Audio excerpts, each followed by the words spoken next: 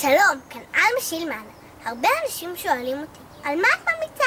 אני ממליצה לשמור על הסביבה. יש לי הרבה רעיונות איך עושים את זה. והטיפ הירוק של היום הוא שאריות וכל מיני דברים שאנחנו כבר לא צריכים של מאכל, למשל עגבניות או מלפפונים או תפוזים או קלמנטינות.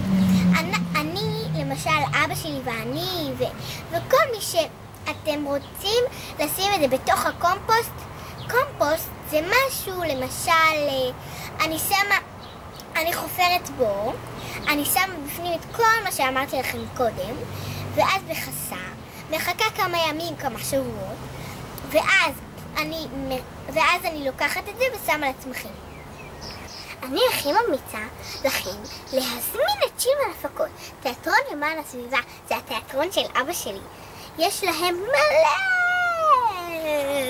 הצגות מצחיקות שמלמדות ילדים לשמור על הסביבה. מילה של אלמה.